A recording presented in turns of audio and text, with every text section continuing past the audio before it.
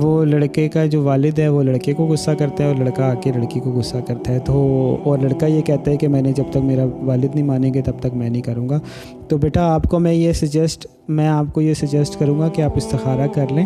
اگر آج وہ اپنے پہ اس طرح کی کسی کے پریشر میں آ کے آپ کے لیے سٹینڈ نہیں لے پا رہا، تو کل اللہ نہ کرے اس کے پیرنٹس کچھ اور کہیں، ساس 100 باتیں کرتی ہے بہو کو، بہو اکثر بری لگتی ہے ساس کو، تو پھر وہ کسی اور کے پریشر میں آ کے آپ کے ساتھ برا سلوک کرنے لگ جائے پھر، اس لیے بہتر ہے کہ آپ استخارہ کریں کہ وہ لڑکا آپ کے حق میں اچھا ہے بھی یا نہیں۔ تو پھر اگر وہ آپ کے حق میں اچھا ہوگا تو اللہ تعالیٰ کوئی صورت بنا دے گا، اگر نہیں اچھا ہوگا تو اللہ تعالیٰ خود ہی اس کو ٹال دے گا۔ جی جی ضرور۔ نہیں میں نے سیکنڈ میرج کی تھی، اس میں میری وائف جو تھی مجھ سے ایج میں بڑی تھی۔ اس میں کیا ہوتا ہے، رسول اللہ صلی اللہ علیہ وسلم نے حضرت ختیجہ سے پہلی شادی کی تھی، ایج میں اتنی بڑی تھی۔